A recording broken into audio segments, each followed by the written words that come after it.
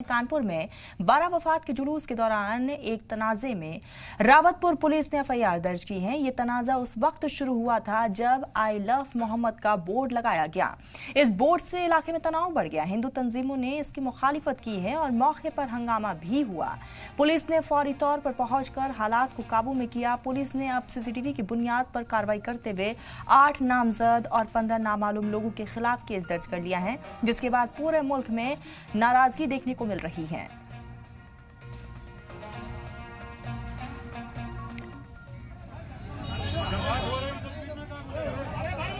तो इसी बीच हमारे साथ मुबशिर लगातार बने हुए। मुबशिर, आई लव मोहम्मद को लेकर तनाजा खड़ा हो गया है। फिलहाल इस पूरे मामले को लेकर एक्शन लिया जा रहा है, लेकिन कई सवाल खड़े किए जा रहे हैं कि क्या आई लव मोहम्मद बोलना जुर्म है?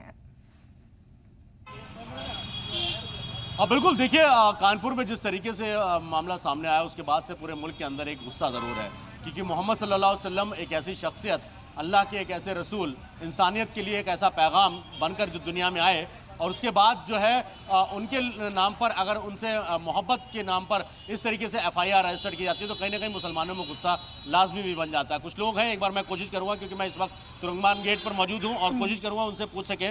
चाचा, एक चीज़ बताइए, मोहम्मद सल्लल्लाहु अलैहि वसल्लम से मोहब्बत हर मुसलमान पर एक तरीके से फ़र्ज़ है और मुसलमान करता है, लेकिन अगर ये मोहब्बत दिखाई जाए और उसके बाद उसके ऊपर कानून एफआईआर कर दी जाए तो क्या लगता है आपको कि अब अपने मज़हब के लिए भी इस तरीके से होगा?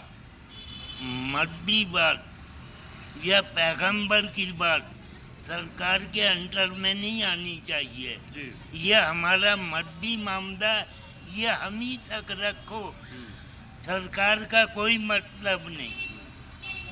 तो अब कोई नाम भी ले रहा है, पोस्टर लगा रहा है, तो उस पर एफआईआर दर्ज हो जा रही है, उसमें पुलिस उस पर एफआईआर दर्ज कर ली है, इस पर क्या कहें? कौन लगा दिया है पोस्टर? कौन निकाल दिया है?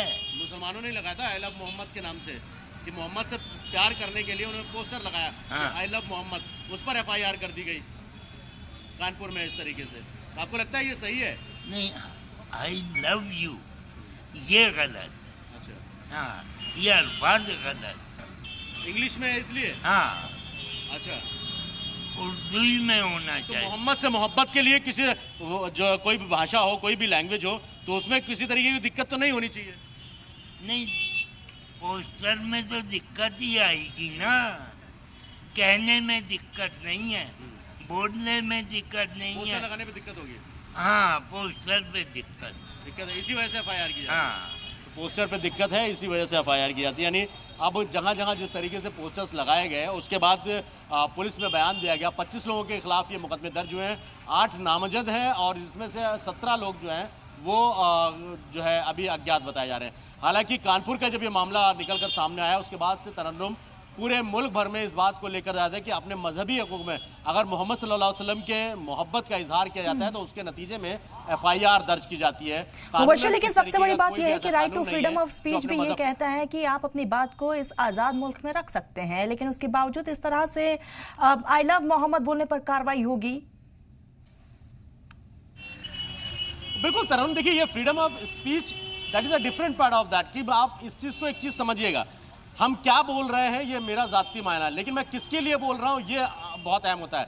इंडिविजुअल मैं अगर अपने लिए बोलता हूँ तो शायद उसके मायने ना हो, लेकिन अगर प्रोफेट मोहम्मद सल्लल्लाहु अलैहि वसल्लम के नाम पर अगर कहते तो पूरी दुनिया के मुसलमानों के लिए वो एक ऐसी शख्सियत है जिन्होंने रास्ता दिखाया जीने का, खुदा की तरफ जाने का, अल्लाह से दिल लगाने का, लौ लगाने का, वो सारी चीज़ें, वो रास्ते इंसान को इंसानियत किस तरीके से सिखाई है वो सब मायने रखता है। लेकिन अब अगर हम फ्रीडम ऑफ स्पीच की बात करें, ऐसे कोई भी कानून नहीं है कि आप अपने धर्म, अपने मजहब के हिसाब से अगर कोई बात करते हैं तो उस पर कानूनी कोई कार्रवाई की जाए। हालांकि पुलिस का इसमें दूसरा रद्द-ए-अमल है। मैं पुलिस का वर्जन भी आपको, पुलिस ने ये कहा कि जिस जगह पर ये पोस्टर लगाया गया था वो पोस्टर वहाँ पर पंडाल लगा हुआ था हिंदुओं का और उनके सामने लगाया था, तो मामला ना ज़्यादा बढ़ जाए और इस तरीके से चीज़ें ना बढ़े, उसको वजह से ये शांति भंग करने का जो है वो पोस्टर लगाया गया है।